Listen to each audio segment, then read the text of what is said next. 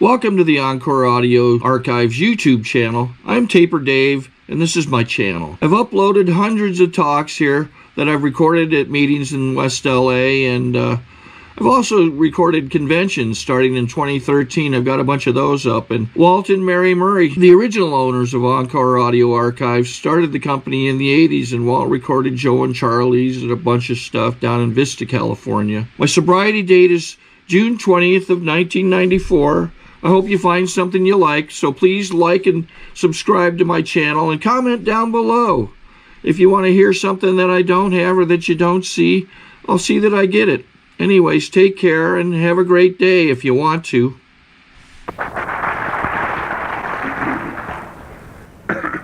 Thank you, Louis. I never could remember names till I took that Dale Carmichael course.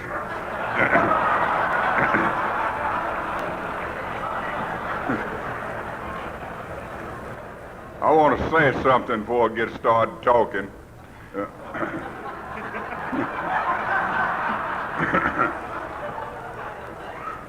I've been given an announcement by the security officers. They say there's a recreation vehicle with a California state license parked out there, and the license number is JKSR 296345 RP SRT UX SUN UV bitch 683296. Now, there's nothing wrong with the vehicle, but the license plate has the driveway blocked.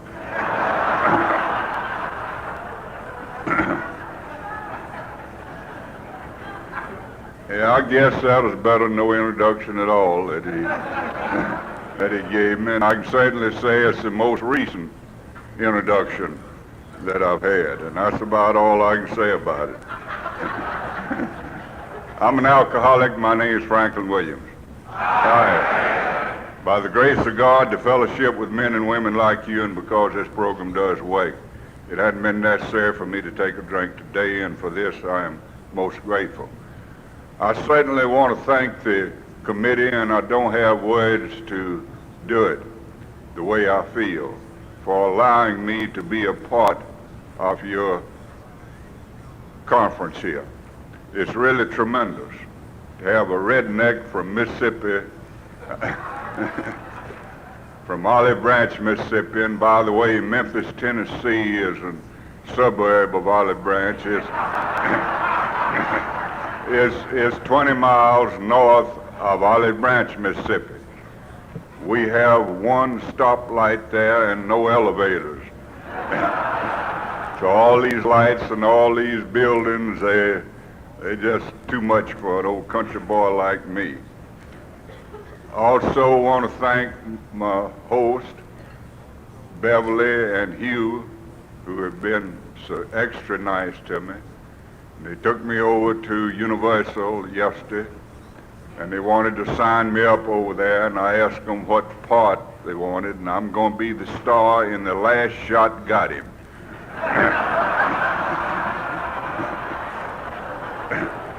So they sized me up real quickly. I want to thank the committee for the fruit in my room, and Mike, I'm not talking about you.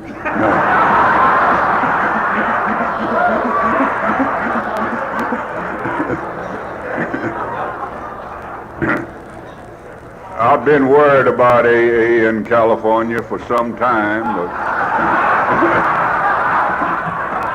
because you hadn't progressed enough to have me out here. But I understand right after you got started in California that Bill came out and saw the tremendous AA population that you had, membership that you had, and he almost went bananas that you had done all this without his help. So I think I feel somewhat like Bill did, and I'm glad to go back and report that AA is live and well out in the Valley of California. So it's a real pleasure to be here with you. I arrived in the desert Tuesday and been freeloading out there with Joe and Varita, and I've really had a ball. We came up Thursday. I've known some of you for some length of time, and I've seen many here that I've seen in various places, and of course I've made what I hope a lot of new friends. Mary said she'd give me something if I'd give her a little juice up here tonight. Said she'd give me $5 if I did. And I don't know whether y'all know about this about Mary, but when she came in, she wanted to do this thing right, and she went to a sponsor and asked her sponsor, how do I take the third step? So that she had evidently had a good sponsor, and the sponsor went to the big book and had her to read that prayer in the third step. And so Mary said, God, I offer myself to thee to do with me as I will. And God said, what an order, I can't go through with it.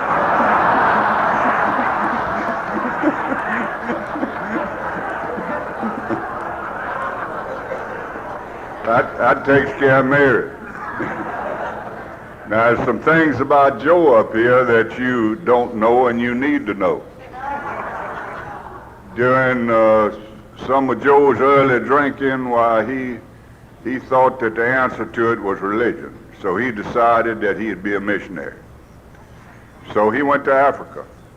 And he got in with a missionary over there, and the missionary, the first thing he told him he was going to do was that he would teach the natives over there a little bit of English. So the missionary and Joe and one of the natives there were out walking. And the missionary had made signs to the native that when he saw something that he didn't know the English word for, to point to it. And that Joe would tell him what the English word was. So they saw a tremendous snake, and Joe said snake, and the native said snake, snake.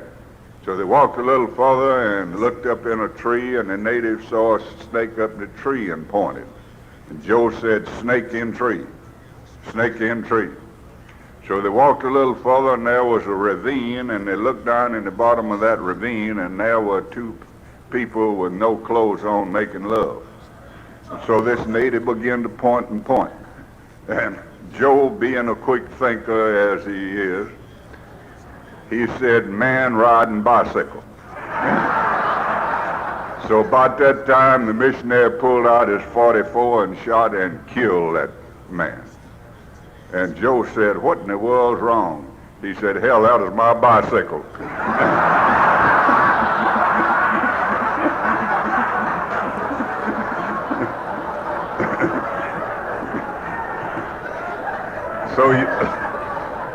So you better be careful what bicycle you use.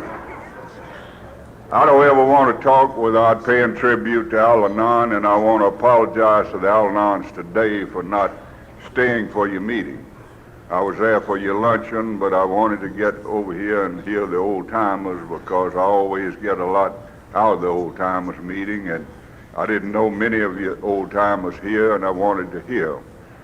But nothing is meaningful to me unless I have experienced it. And I've had a tremendous experience as the result of Al-Anon. My wife, Eloise, will have 22 years of sobriety the 14th of this month. And some 10 or 12 years ago, I forget time, she became a switch hitter. She went from AA to Al-Anon. And at that time, we were having a civil war at home. There was no physical violence, but my goodness, the silent treatment and the verbal abuses, and one of us walking out and slamming the door and leaving. And it was really some civil war that went on there for a long time. Of course, I mentioned Eloise will have 22 years of sobriety, which would indicate that she was in AA, and she was. So things were just getting absolutely unbearable. And a little old Al-Anon over Tuscaloosa, Alabama, in a very quiet way said, "Eloise, you need to go to Al-Anon."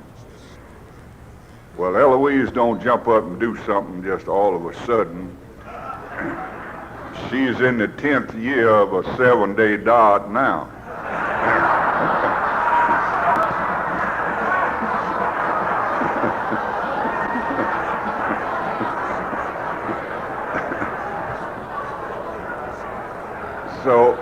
So things had to get a good deal worse, and evidently she had to hurt some more, and she did. And Eloise had a little 10-year-old daughter when we married, and this daughter grew to hate me. And she used to shake a finger in my face and tell me, "Franklin, you don't have a thing in the world to do with me. You're not my daddy, and you leave me alone." And that little girl married to get away from me and Eloise. Well, now since Eloise has come into Al-Anon and is practicing her program, and maybe I've done a little better on my program, Eloise and Mickey are the best two friends I have. And our home, our house now is a home. And that little girl, I go out every Sunday that I'm in town, that I'm not out holding services like I am this time, and have coffee with Mickey. And she walks out to the car with me, and she puts her arm around me and tells me, "You're the only daddy I have, and I love you." Now that's a terrific thing, and it couldn't have happened without the fellowships of Alcoholics Anonymous and Al-Anon. And you bet your boots I'm grateful. But lest you Al-Anons feel too darn smugly, you remember we darn drunks got you where you are today.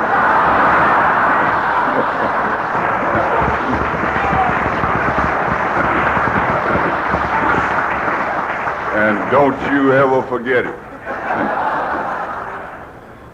I belong to and am a member in good standing of the Quonset group in Memphis, Tennessee. I also attend on a regular basis the Olive Branch group in Olive Branch, Mississippi. And the reason I say I'm only a member of the Memphis group, of the Quonset group, is that I was taught that you only belong to one group. You can go to as many groups as you like, but there's only one that you stand up and be counted. So I consider myself still a member of the Quonset group. And by the way, that's the second best group in the world. I've been out to Johnny's group there at Long Branch, at Lakewood, and I believe he's got us beat. But if you don't think that your group is the best group in the world, I've heard people say you need to change groups. Well, I don't believe that. I give you a right to be wrong. If your group's not the best group in the world, for God's sakes, don't go somewhere and louse up another group.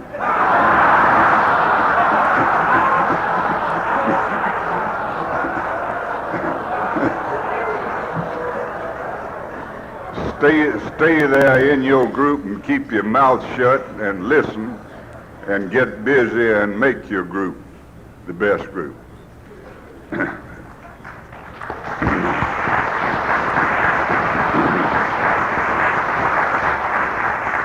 The text of my sermon tonight will be to keep it simple and follow directions. And this has always been and still is hard as the devil for me to do, to keep anything simple and to follow any kind of directions.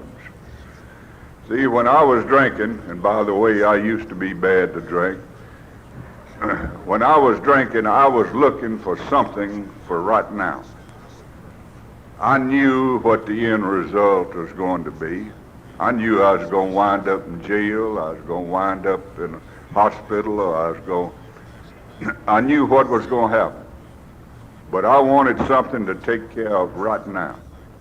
And this is the only thing that I have ever found that takes care of right this minute, right now. And that's what I want. And that's what I need, something that'll take care of right now. Profundity never got me sober. And I don't think it ever got anybody sober. And I think I can back this up by what the big book says. The big book says that the spirit of AA will get us sober, and the principles of AA will keep us sober. And I think I can use one word, one four-letter word, to define what that is, that spirit of AA. And that's the word love, L-O-V-E. And I've never found anywhere, in any organization or anything else, the love that exists in Alcoholics Anonymous. The love of one alcoholic for another. I wish you could be up here where I am tonight and see you out there. Love is radiating, and you can feel it. I can feel it. So I had to have a program to take care of right this minute. Now, in order to talk about keeping things simple and following directions, I have to bring my little sponsor into the deal. And I talk a good deal about my sponsor, and the reason that I do it is twofold. First, hopefully and prayerfully, that if I talk about it enough, I will try to become the type of sponsor that my sponsor was to me. And hopefully and prayerfully that you will be motivated to become that type of a sponsor. Because I think if there's a weak link in the Fellowship of Alcoholics today, it's in sponsorship. We don't have in my area the type sponsors that we used to have or that I had. And we are catching alcoholics in our area devil of a lot faster than we can string them. And, and we're losing a lot of them.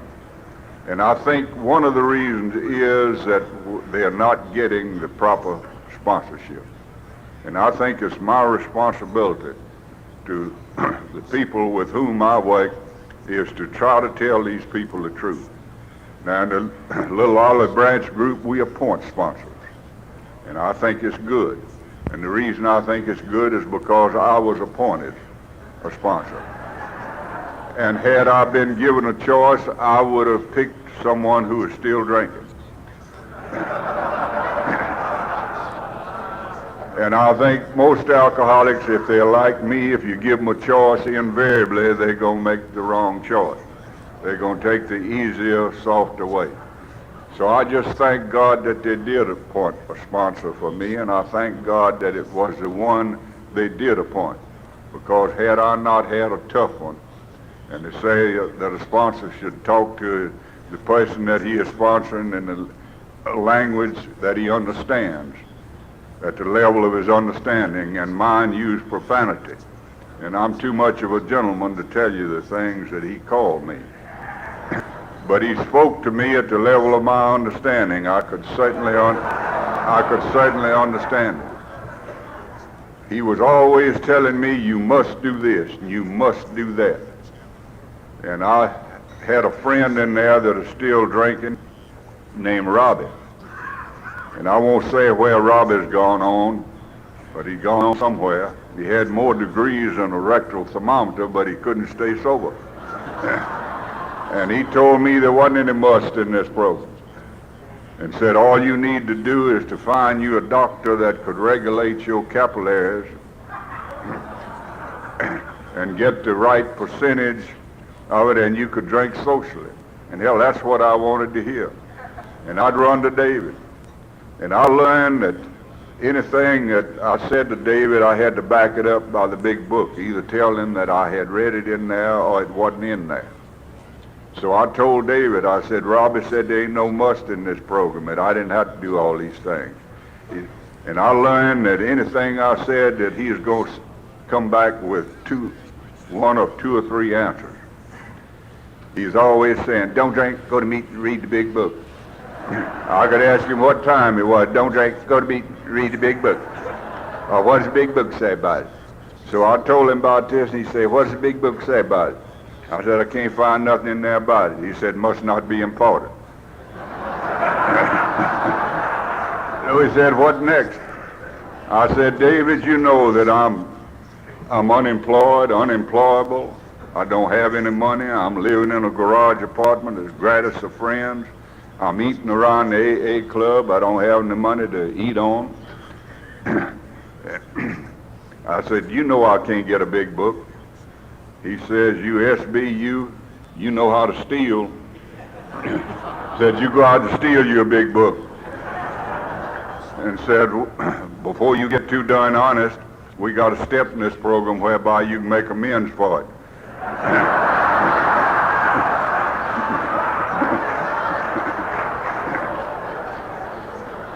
He said, we have to go to any lengths, and that might be any lengths.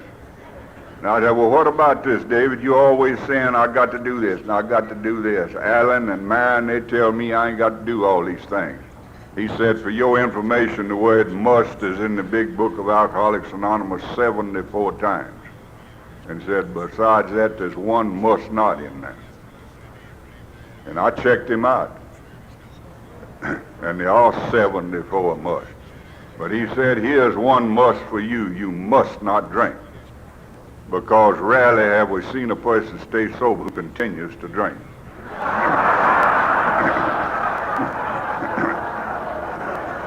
And I said, David, that makes sense. Why hadn't you told me that before? I said, David, if I had a set of wheels, nice threads, and that scratch and lettuce in my pocket, I too could stay sober. He knew where everything was in the big book, and I read to him for 5 years out there before I found out he could read. He could read numbers. He'd turn to the right page and point his finger and tell me where to read. And some of it I'd have to read it to him 4 and 5 times before he'd ever catch on.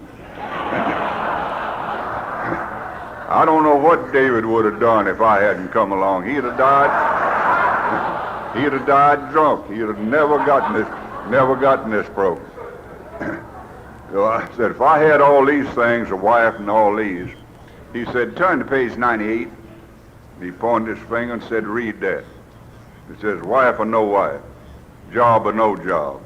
Our sobriety does not depend on others, but a little further down, but our willingness to trust God and to clean house.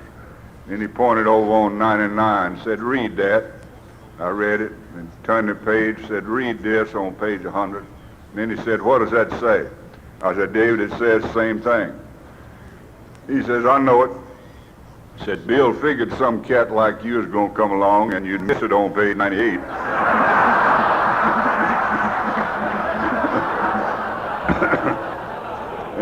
and you're bound to see it on 99 or 100, and it might be easier for you to remember page 98, 99, 100 than to just remember one number. David used to take me to meetings every night. And there wasn't as many groups in Memphis then as now. And some of them were away from the concert group. And for the first number of meetings he took me while he was talking. And I said, David, don't anybody else ever talk except you? He said, nobody you need to hear.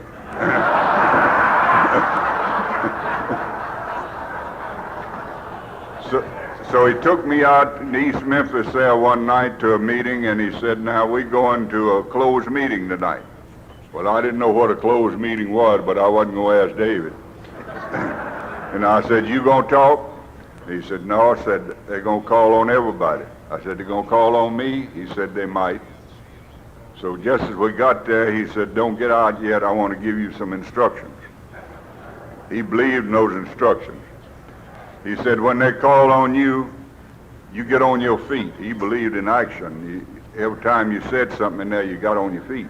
He said, you get on your feet and tell them your name's Franklin Williams and you're an alcoholic and you belong to the concert group, and sit your butt down. Said, you done told them people all you know.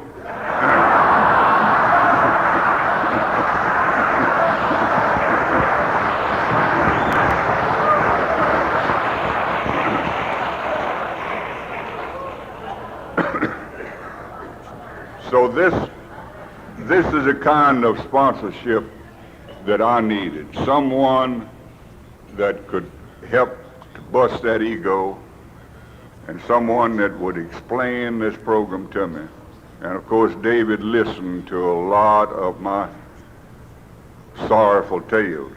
He knew when to listen, and he knew when to talk.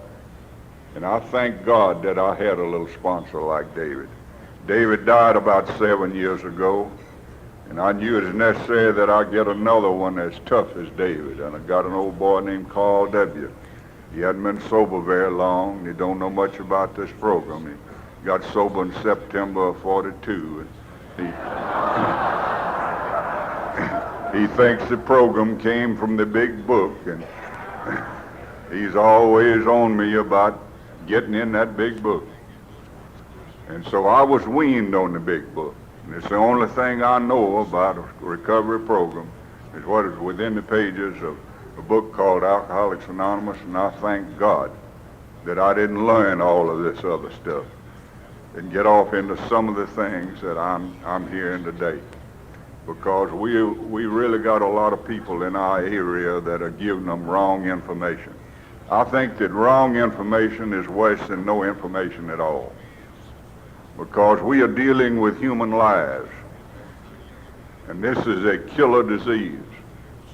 And I better know what I'm talking about when I tell a new person. So I tell a new person to get you a sponsor, and to get you a sponsor who has a period of sobriety, and get you a sponsor who has worked the steps. Now, I'm a fanatic on that, because how in the world is somebody going to teach me something about the big book or about the step if he's never done that step? We got an old boy at home that says you can't no more teach what you ain't learned. You can come back from where you ain't been.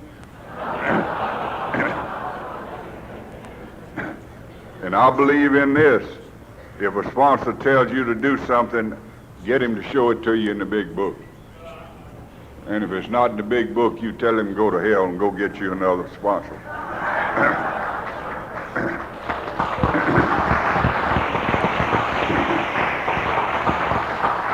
That may sound hard-boiled to you, but that's the way I feel. And we are dealing with human lives in this thing, and we better know, or I better know, what I'm telling the drunk. I can sum up this whole program as far as I'm concerned in a matter of simplicity with 6 words. Trust God, clean house, and help others. Now, I'm going to say a lot of things tonight that are my opinion. And don't you pay any attention to them if it's my opinion. But I'll give you a right to be wrong about it. And I'm going to also say a good many things that come from the big book, and I'm going to try to tell you where it comes from the book. I loved Hugh's talk this afternoon because the big book talk. And I love what comes out of that big book. Because as I mentioned earlier, I think that's where the program is. So where do I get this? Trust God, clean house, and help others. Get part of it from what'll be read here at the end of the session. A Vision to You, the 11th chapter, which is as beautiful a series and words and sentences as I ever heard. Abandon yourself to God as you understand God. Admit your faults to Him and to your fellows. Clear away the wreckage of your past. Give freely of what you have found and join us. And surely you will meet some of us as you trudge the road to happy destiny. And then didn't Bill say that the surest immunity against not drinking is working with others? And didn't Bill also say that let us burn into the conscious mind of every new man, that's what's in the big book, of every new man, that they too can get sober if they trust God and clean house. So trust God, clean house, and help others. And these are 6 words that I can say that gets me on the right path each day, that gets me to thinking in the right direction. And they've been very, very important to me. I didn't know anything about the physical allergy or the mental obsession or any of this, and David had me to read. And he kept telling me about surrender, surrender, surrender. Said you've got to surrender, and said there are 2 surrenders in the first step. First, you've got to surrender to the fact that you can't drink alcohol, and then you got to surrender to the fact you can't manage your life, and then there'll come a surrender to God later on. And I didn't know anything about surrender, and I still don't know anything about surrender. I can't tell you how to surrender. And I don't believe any human being can tell another one how to surrender. The best article I've ever read on it is Dr. Tebow's Act of Surrender, but I don't believe he understood what he's writing now. I don't understand it. But I don't believe you can understand it. It's just something that happens from within. And it happened from within me when I had enough of this thing, and I became willing to do something about it. And in order to understand what a surrender is, I thought back when I was going to college. And I'd like to tell you about me going to college so you'll know I'm educated. And Eloise says I'm educated way beyond my intelligence. And by the way, I'm sorry Eloise couldn't be here with me. She don't get to go to as many places as I do because she works.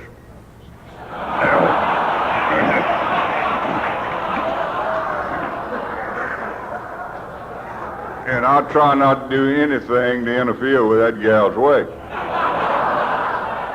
But I want it clearly understood that broad don't have to work. Done it, she can go naked and starve to death if she wants to. That's a decision that she has to make. Decisions are tough on me. Before I got up here tonight, I had to make a decision whether to go to the bathroom or not. And right now I made the wrong decision.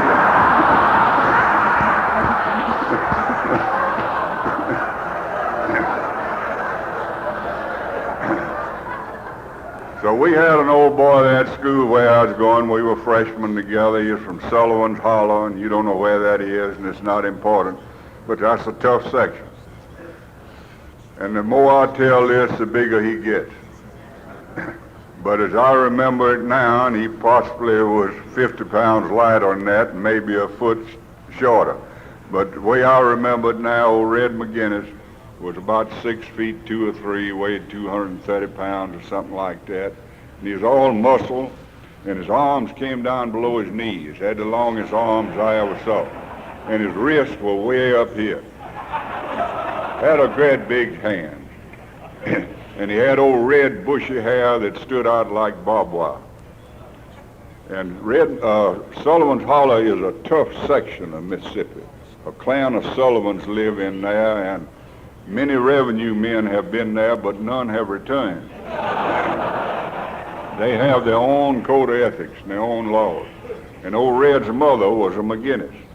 Well, I made the mistake of smarting off to Red McGinnis in the grill one day, and Red darn near killed me.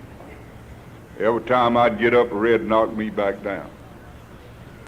And I don't know whether I just got tired of getting up or couldn't get up or what. And some fellows pulled Red McGinnis off of me, and I believe he'd have killed me if they hadn't. But you know, that was over 50 years ago. And there ain't no way in the world that if Red McGinnis come in this room tonight that I'd say anything smart to him.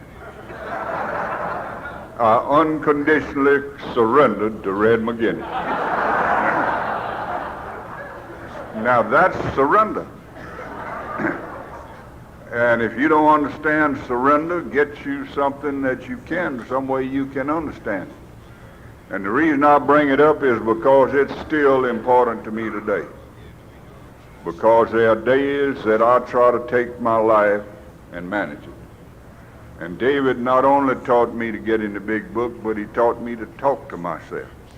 He said there's a little Franklin in you that causes all this trouble, and when you're getting into trouble, you got to subdue that little Franklin and tell him to get his behind back in the right place. And so I tell little Franklin, you done got me in a hell of a shape now, and me and you got to get on our knees and have a Red McGinnis surrender to God. And I know what that Red McGinnis surrender is, and I think little Franklin knows what it is. So it's still beneficial to me.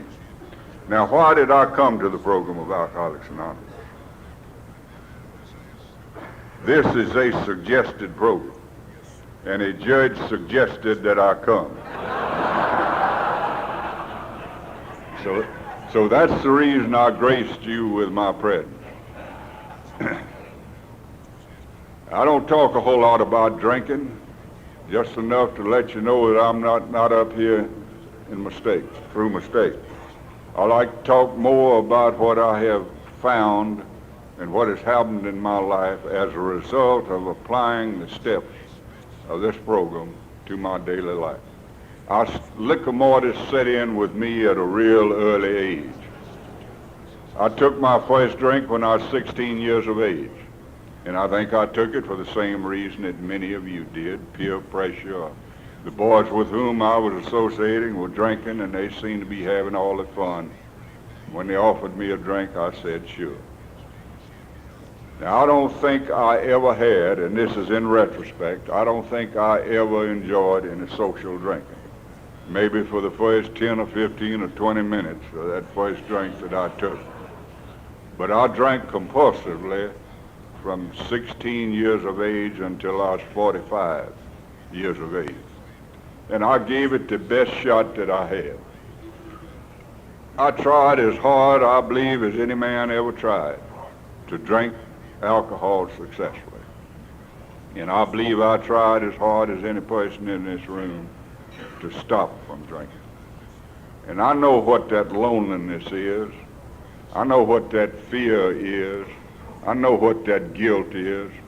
That feeling of not being accepted, that feeling of being rejected and unwanted. I experienced all of these just as you did.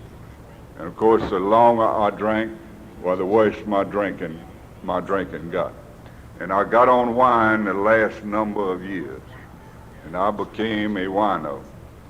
And I just want to say this, if there are any of you in the audience that never got on wine and stayed on it, you don't know what you missed.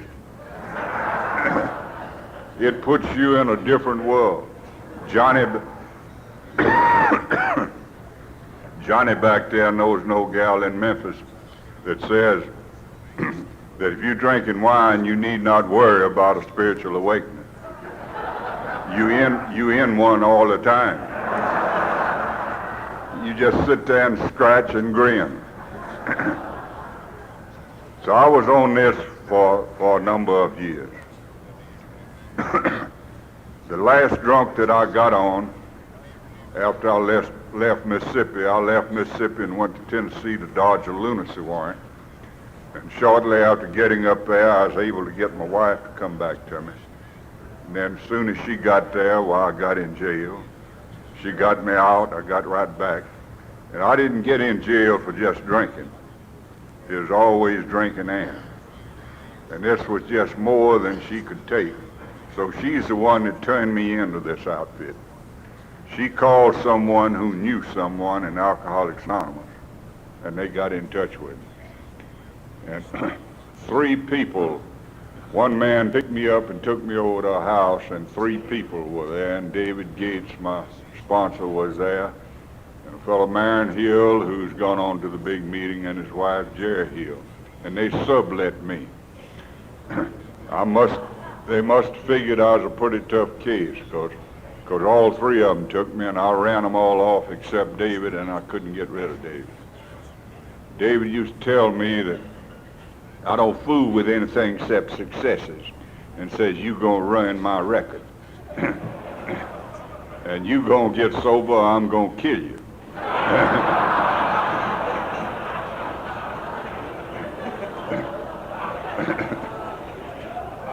And I thought that little sucker was. The last drunk that I got on, I had been in jail, and I was unemployed, as I told you, unemployable, had been for a long time. And I was living in a garage apartment as gratis for some friends, and I was kicked out of there, and I didn't have any place to live. So I know what it is to be on the streets without a penny and without what I thought was a friend. And my wife had called AA, and they'd contacted me. So I went, and I went just enough for a period of 9 months to let certain people know that I was going to Alcoholics Anonymous. The judge, my ex-wife, she had left me, and certain other people that I was trying to get some money and trying to get some favors from. At the end of 9 months, I went to see my first wife and told her I've been in Alcoholics Anonymous 9 months, been sober, lying like a dog. And how sober do I have to get before you take me back? And she said, oh, so-and-so, you'll never get sober enough for me to take you back. And said, if you were to die tonight, who'd be your pallbearers? And I was a lick below the belt. And it hurt. The truth hurts an alcoholic like me. So I did the only thing I knew to do was to go out and get drunk at it. And I don't know how much I drank nor how long I drank, but I drank just enough and just long enough. I hear people say they wish they'd have gotten to this program 20 years earlier. I don't think it's done any good. I think we get here when we're supposed to. I think if I'd have had one more drink, it'd been one too many. If I'd had one less, it'd been one too little. So I had just the right amount to get here. So after my wife told me this, I decided to take my life. And I was really sincere about it. And I can understand how any person can take their life. You just get to the end of the line. So I had borrowed a car from her people with the pretense of getting some money for her, and she should have known there wasn't any way for me to get any money. I'd stolen a piece of plastic hose, and I hooked it up to the exhaust of the car, and I was going to take my life. And I had written this suicide note before I went out there. And my sponsor, David, had given me a yellow legal pad, and it had asked me to write my fourth step. So I took that yellow legal pad and wrote the farewell letter. And I said, honey, I'm going on. I haven't done anything but be a bother to you, and you can have everything. I had it all on, except a suit of khakis, and a suit of underwear, and the holes matched. And I had on a pair of tennises, and they needed vulcanizing. I don't think I had even any socks, but you can have it all. And I don't know about you when you're drinking, but I just love to cry. And this lady has let me stay in that little garage apartment, had an old graphophone in there, the kind you wind up. And it'd play about half a record and it'd wind down. You'd have to run away and start winding it again. And she had Al Jolson's Sonny Boy. And I wore that record out. Just crying and crying. I'd cry gallons. And she had some of this old hillbilly music, and I'd cry to that. That is good crying music. So I was writing this farewell note and crying. And tears ran down on the sheet there, and it got so moist that the old pen wouldn't write on it. And I drew an arrow and said, see next page.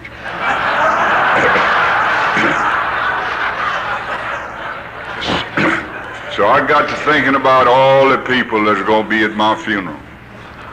And I could see my wife looking down over at the corpse, saying, you poor thing, if I had only understood. And then she had two idiot brothers that made me an alcoholic. And they were on either side of her, said, honey, you killed old Franklin. You killed him. You just didn't understand. And she had two cousins who were MDs that had tried to bug me. And they were on either side of these two brothers. And they said, honey, you killed old Franklin. If you'd have let him stay down in Mississippi where we could have taken care of him, he'd still be living. And I'd cry some more. And I finally cried as much as I could, and had a little old spout of wine that I left in the room, and I went out to the car, and I cranked up the car. And then a peculiar thing happened. I got thirsty.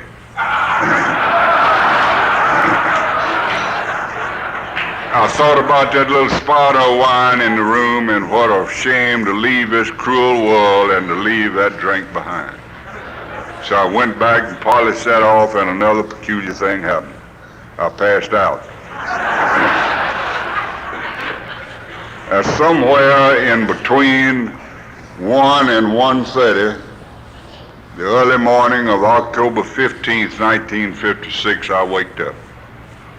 I didn't come to, I waked up, and there's a difference. And I was as clear of mind as I possibly have ever been. And my whole life passed before me. And I saw things in a perspective that I had never seen things before. And I no longer blamed people and conditions for my drinking. I knew where the fault was. And even though I'd been around you for a period of 9 months with a closed mind, I knew where the solution was. And I fell to my knees. Now, this was a surrender. I fell to my knees, and for the first time in my adult life, I said an honest and sincere prayer. And I don't know what I said other than God help me. And I don't know how long I stayed there. But I must have stayed there long enough and said enough to make a decision and to make a contract. And I admitted there wasn't any way in the world that I could keep from drinking. And there wasn't any way in the world that I could drink and not get into trouble. And I admitted that I'd done the things I hadn't intended to do, and I'd left undone the things I did intend to do, and therefore my life was unmanageable. And an unmanageable life to me is just that simple. Now, if my life was unmanageable, I need to manage it. Now, I remembered you told me something about this in step 2. Now, if my life was unmanageable and I need to manage it, made sense, I turned my life and wheel overturn.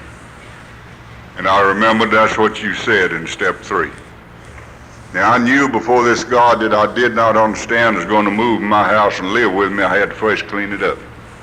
And I remembered that's what you told me to do in steps 4 through 10. But let me back up. I got in bed and slept soundly till around 6 or 6:30 that morning, and went to the back door of this person that's letting me have this garage apartment and asked if I might use the phone. And I called David, and David came over. David sat on the end of that bed and told me many things about himself that I'm sure he'd told me before, but some I hadn't heard. But most importantly, I told David things about Franklin that I had never told another human being.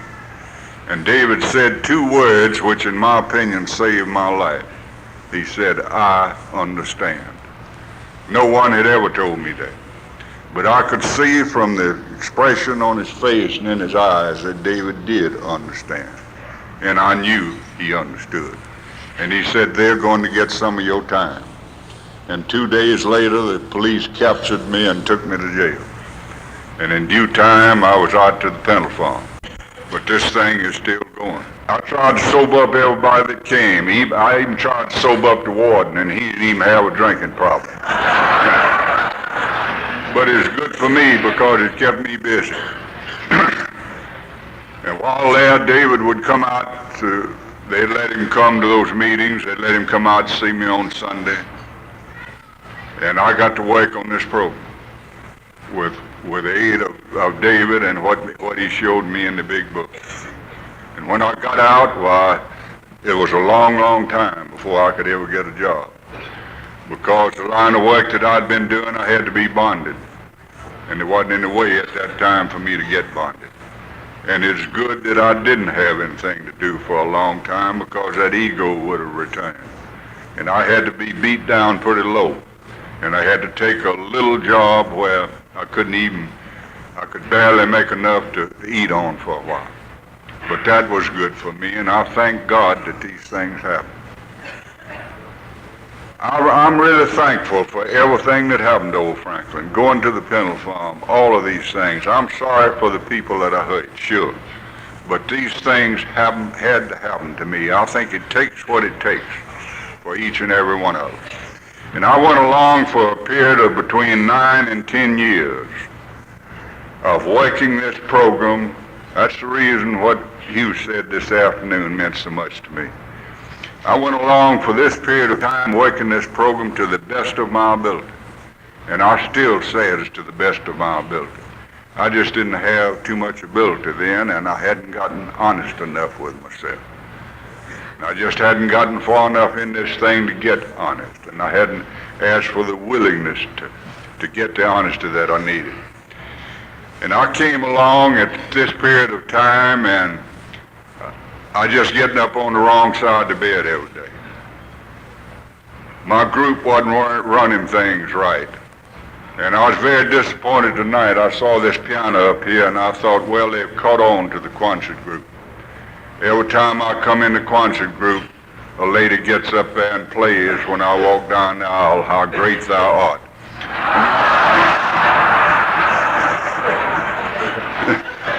Sometimes the saints come marching by.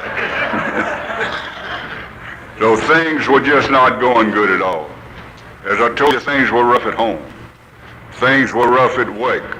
My boss didn't know what he was doing, and he wouldn't listen to advice. I just wasn't getting along with people, and I wasn't getting along with me, and I had a hell of a lot of resentment.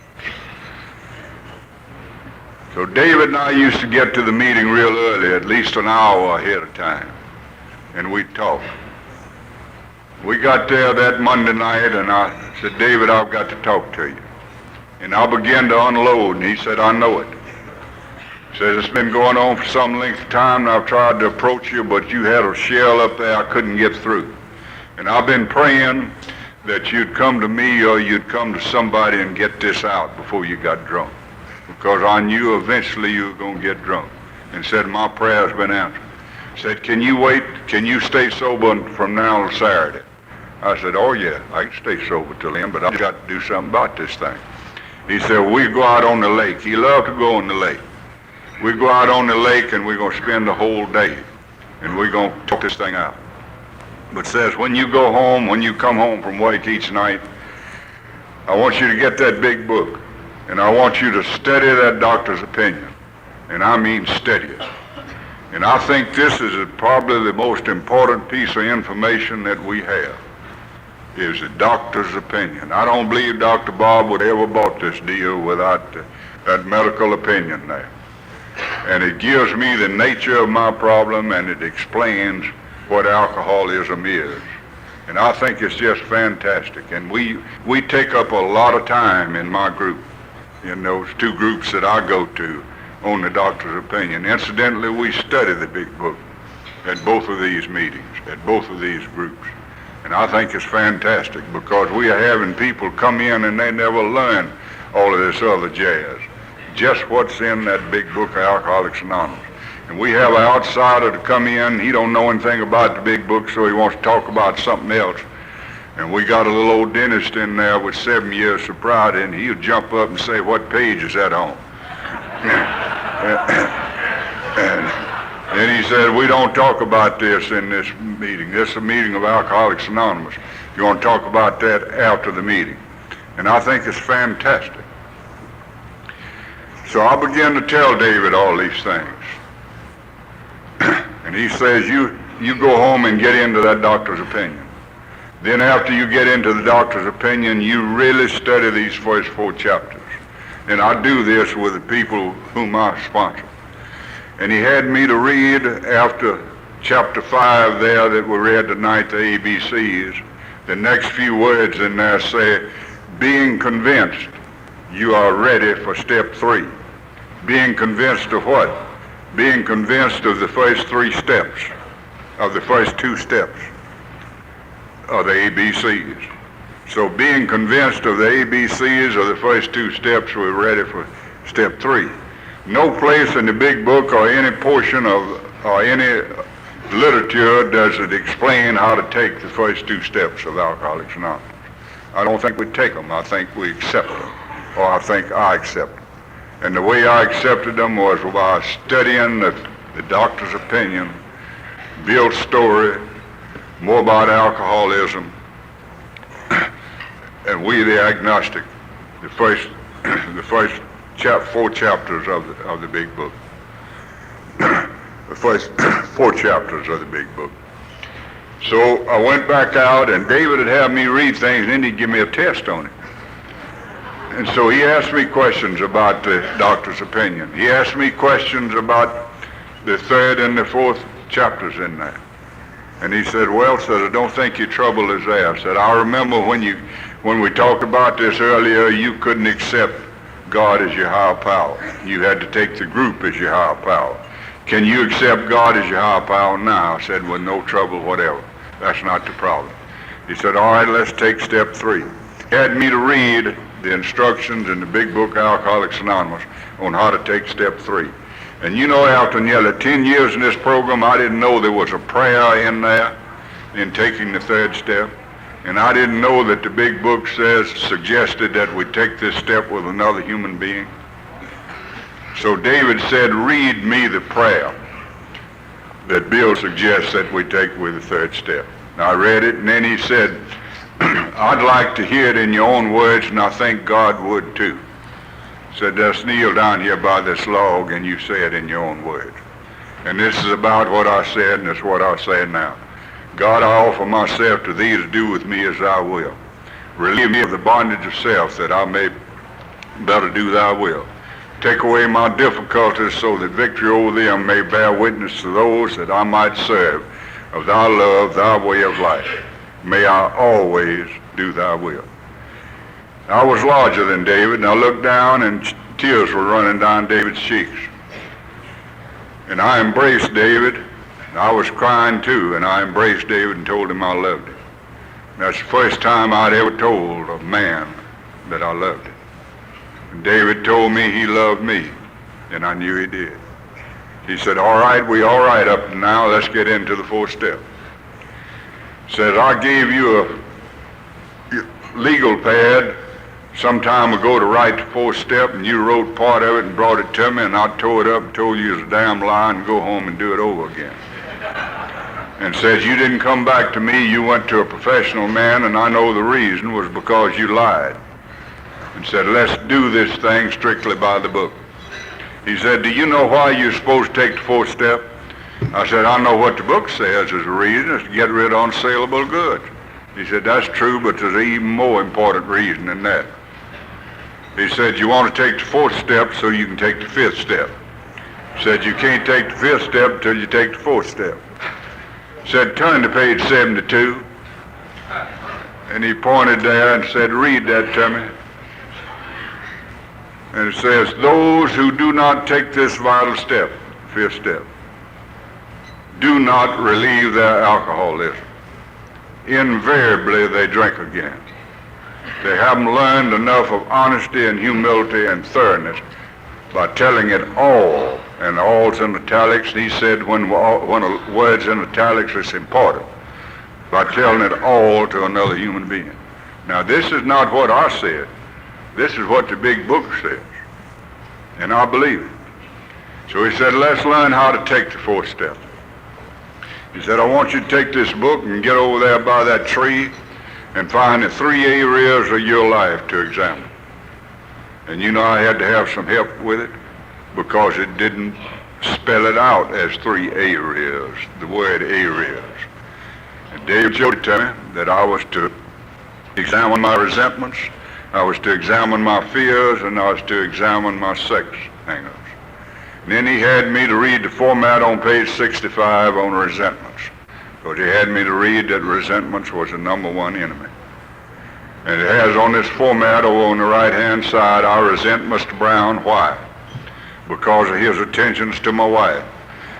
What effect does this have on me? It affects my security and it affects my sex relations. What's the end result? And in parenthesis over to the right is the emotion fear. And if you look at that, all of them have the end result as being fear. David said there's no need of taking an inventory unless you're going to find out what caused this and what is the end result.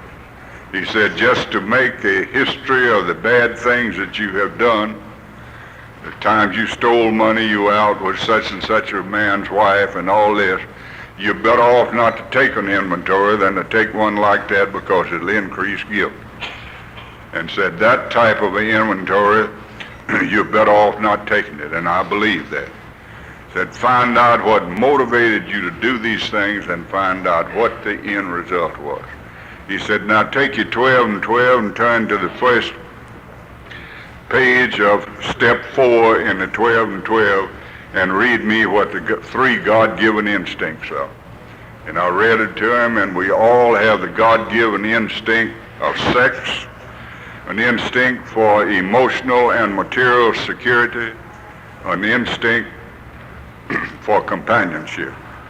And it goes on to say that these are God-given and they are good.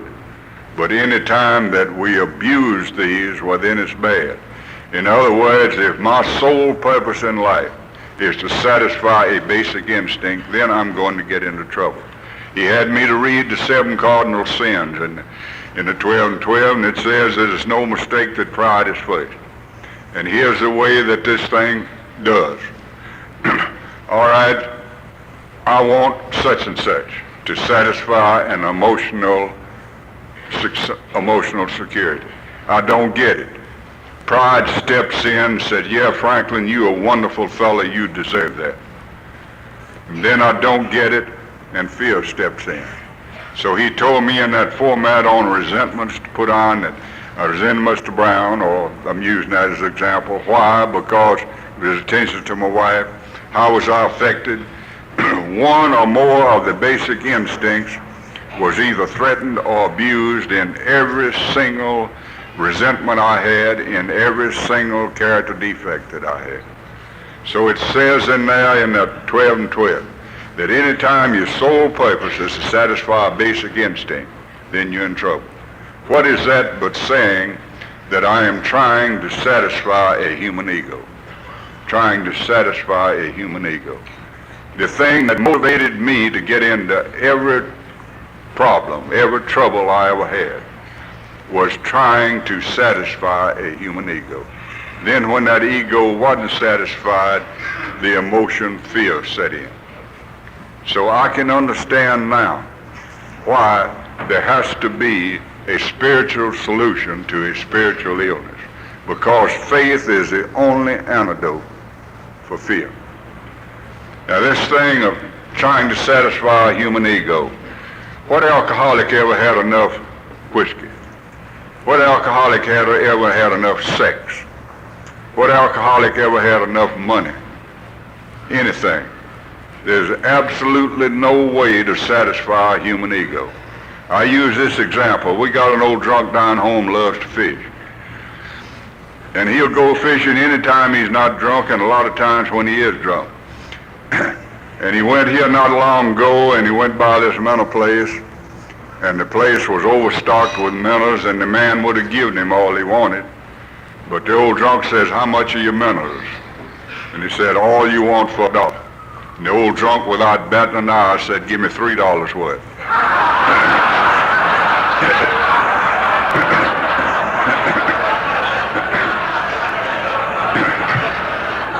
There ain't no way to satisfy a human ego. So I went on and put on all my resentments. Then I put on my fears. And David had me to read in the big book what fear is. It's a thing that takes over when self-reliance fails us. And said you've got no self-reliance because you admitted in step 1 that your life is powerless. So you've got to depend on a power greater than you are.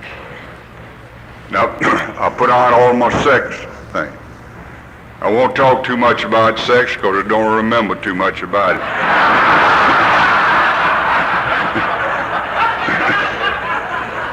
But I think I'd vote for it if it ever comes up.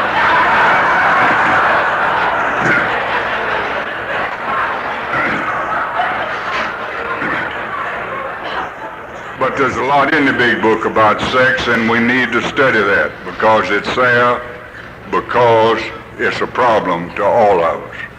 And says, let's not be selfish in our sex, and let's pray about it. And each one of us will find the solution by praying about it. So then I went to David and I took the 5th step with him. Then he had me to sit down and to read at the end of chapter 5 in the big book.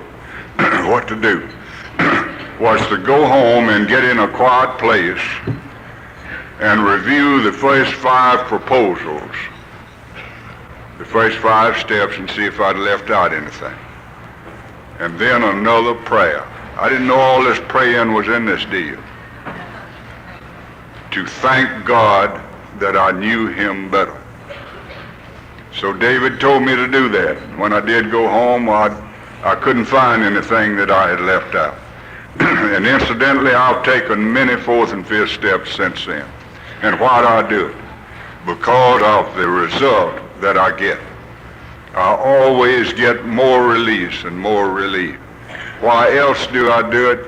Because on pages 51 and 52 in the 12 and 12, that's the old 12 and 12. I don't know what page it's on in the new 12 and 12. But it says that taking of a fourth step inventory is but the beginning of a lifetime process.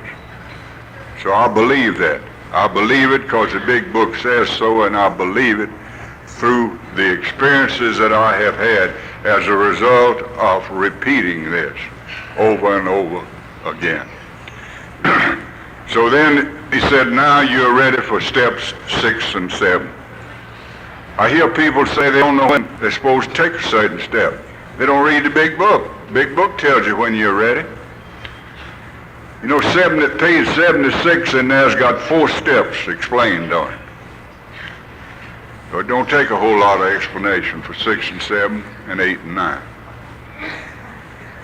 So become willing to have our character defects removed.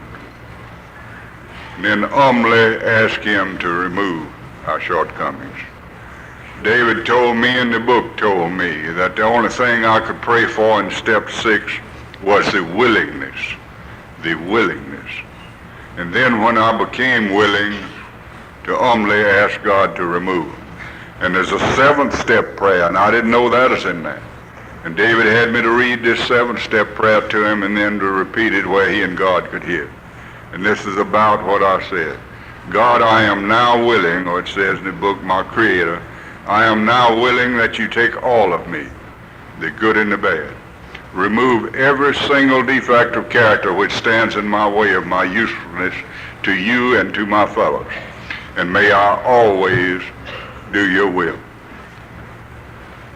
So then David said, you're ready for 8 and 9. He had me to read that I made a list of the people that I'd harmed in step 4. And what I had to do in step 8 was pray for willingness to make these amends. And I prayed for willingness, and I can honestly say that I made amends everywhere possible, except when to do so would injure them others. Then the book says I am ready for step 10. I liken step, I heard when I first came in Alcoholics Anonymous, and for a long time, that I could work the first 9 steps of this program and forget about the rest of it. Well, maybe you can. I couldn't. It's necessary for me, it's been necessary for me to go back and to start over. And I liken the 10th step to operating an automobile. If I'm operating an automobile, and incidentally, I believe the first 9 steps of this program will surrender any person who takes them. I don't care whether you be agnostic, whether you be atheist, whether you be Buddhist, or whatever it is. This program is so designed that if I do the first 9 steps of this program to the best of my ability, I will be surrendered. Many people come to this program surrendered. I didn't. I surrendered to the first half of step 1, and then later to the second half of step 1, but I really didn't surrender to a power greater than I am until I'd worked the first 9 steps. Now, how do I know that these steps will surrender you?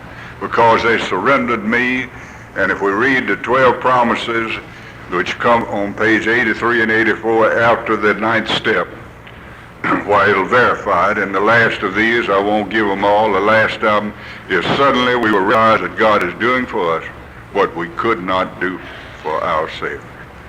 So without any fear of contradiction, I'll say that these first 9 steps will surrender anybody that does it. Step 10, I liken it to operating an automobile. Every day or every few days I've got to check the air in the tires, I've got to check the water in the battery, water in the radiator, water in the oil in the transmission. I've got some little daily things to do.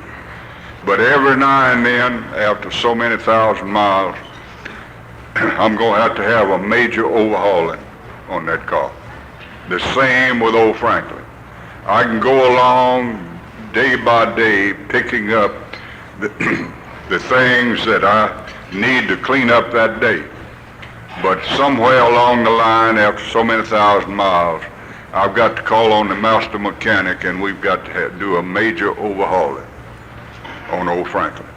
And the way I do this is by applying these steps to my life again. Sought through talking and listening to God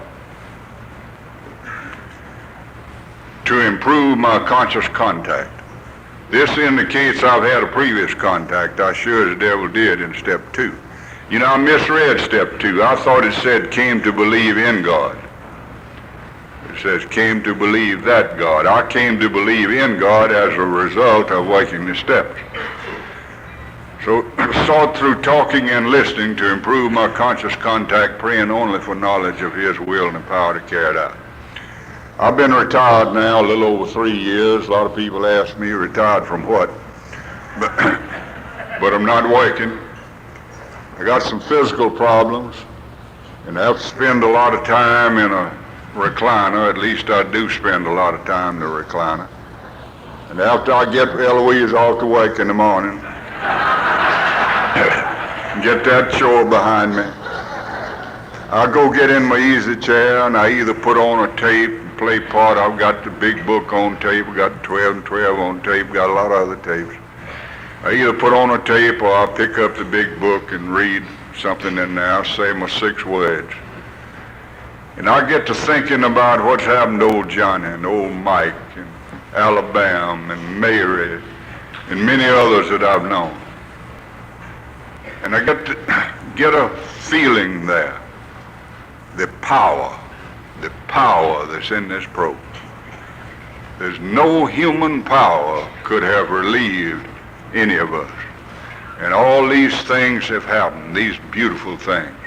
Now think about the new people coming in my group and how the families are being reunited and how they're blossoming out and becoming of maximum service to God and the people about them. And I'm awed at the power that's in this program. That's absolutely awed. I can't understand it. If I could understand it, I'd be big as God. I'm not supposed to understand it. And I think about what Bill said in the book there, that we'll be catapulted into a 4th dimension. He goes on to say a little later, it's absolutely wonderful. And we'll feel as though we're walking down the broad highway hand in hand with the spirit of the universe. And if you haven't experienced these things, there's no way in the world that I can explain them to you. I have an expression that if you hadn't tasted chocolate pie, ain't no way in the world I can tell you how chocolate pie tastes. But once you taste it, you know how it tastes. And the same it is with this deal. In that 3rd step, I think the 3rd step with me is being culminated in the 11th step. I think everything, an old buddy of mine in Louisiana and I agree on this, everything about the 3rd step changes except the decision. It's the most important part of the 3rd step to me is to make the decision, to turn my life and will over. I didn't know what my life and will it was. Today I know what it is. My life is my actions and my will is my thinking. And as David told me, there's no way in the world I can think myself into proper acting. I've got to act myself into proper thinking, and the way I do this is by applying the steps. Now, once I act myself into proper thinking, my thinking can somewhat control my actions. My conception of God has changed, and thank God it has. My conception of God today is a lot different from what it was a year ago. Hopefully a year from now it'll be different. So the only thing that don't change is the decision. And as this buddy of mine says, the 2 most important things about prayer is to start doing it first, and secondly, keep on doing it. And there ain't nothing else important about it. You don't have to believe. Nowhere in the big book says it doesn't say you've got to believe. We came to believe. And we come to believe, or I came to believe, by doing these things and continuously doing them. Having had a spiritual awakening, this scared the hell out of me. that spiritual awakening. David had me to read that it wasn't a thing in the world but a personality change sufficient to relieve my alcoholism. So having had a personality change as a result of these steps, we try to carry this message. Carry what message? 12th step tells me what the message is. The message of a spiritual awakening as a result of the first 11 steps. It's the only message I have, and I think it's the only message you have. There's no boy down in Arkansas, Joe MCQ, and I'm tired of giving him credit for it. But he explains that toting message better than anybody I ever heard. He said the greatest carrier of a message was Paul Revere. He said Paul Revere is riding through the countryside, every picture you see, he's riding, looking straight ahead, hollering, the British are coming. The British are coming. Never did he look back. Never did he get on off his horse and say, now if I were you, I'd do this about your marital problem.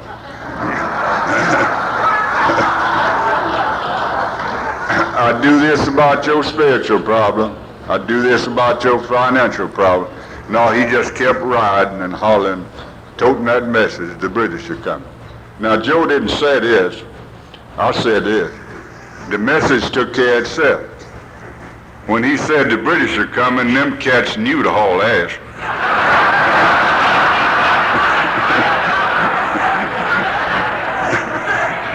The message took care of itself. And so it is with the message of Alcoholics Anonymous. I haven't got to get into all this other jazz with them. Just a message of a spiritual awakening as a result of doing the first 11 steps. And then to practice these principles in all my affairs. If I don't take this deal home, it ain't worth a darn. If I don't take this thing to work, it ain't worth a darn. He talked about the principles this afternoon. I'll only mention one, the principle of love. And I think that's the apex of all religions. It's what all men of the cloth are trying to teach us is love. Doing something, as Chuck says, for free and fun for God's children. Without any expectation of anything in return, without any expectation of being caught. Doing something for free and for fun. Concerned about our fellow man.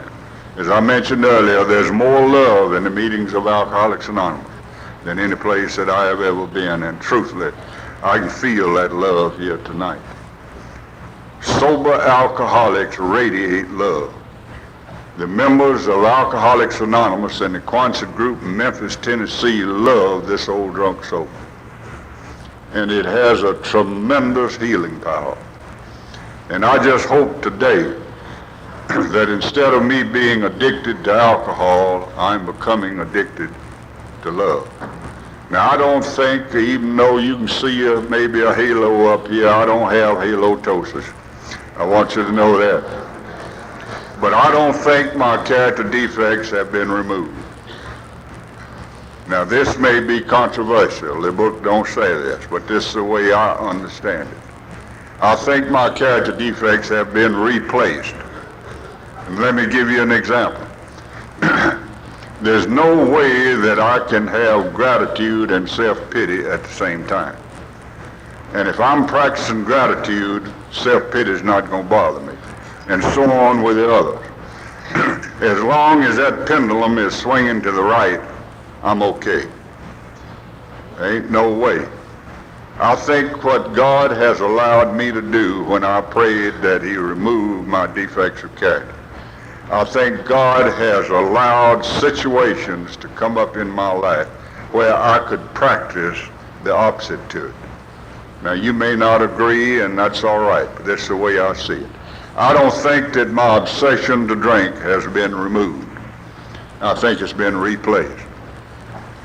I can't have an obsession to drink and an obsession to stay sober at the same time. David had me to look up obsession, and it says an idea overpowers any other idea. I have an idea tonight that overpowers any other idea, that I want to stay sober more than anything else in the world. And as long as I have that obsession, there's no way for me to have an obsession to drink. Now, this is my idea. I want to close, as I always do, with my football story. It ain't much of a story, but I just like the way I tell it.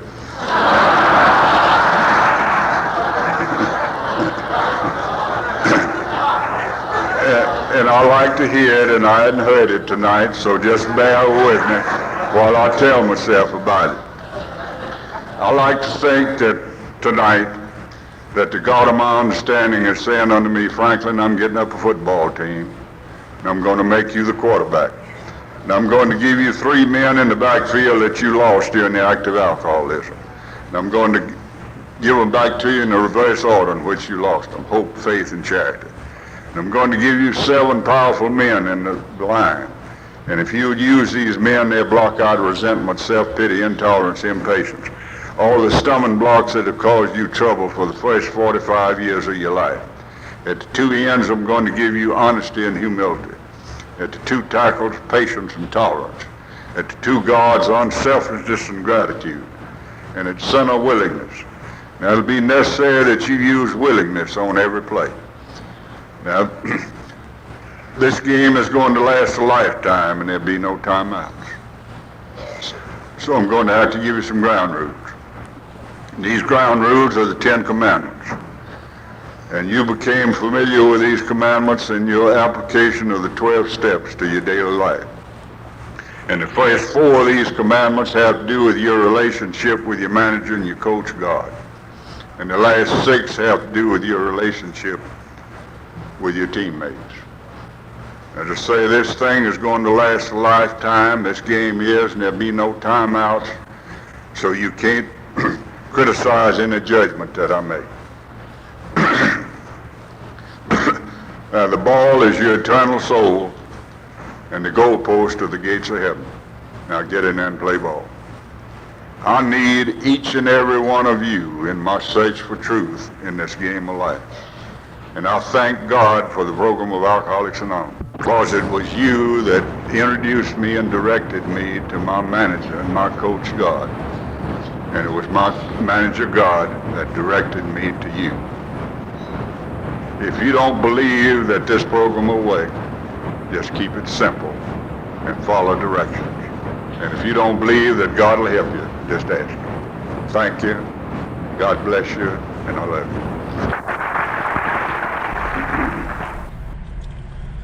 you. Okay, this is how I prepare my drone for launching. I like to do it inside the cab of my truck so I'm not standing outside in the weather.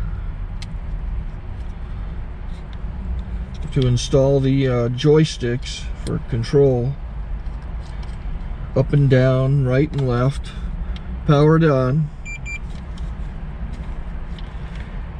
I have an Android phone that I use to connect it to the drone with. And it's actually controlled through the iPhone, through an app. Oops, wrong way. It's actually controlled through the iPhone, or through this Android phone, through the app. It's actually controlled through the Android phone, through an app, and you connect it through this short connection right here.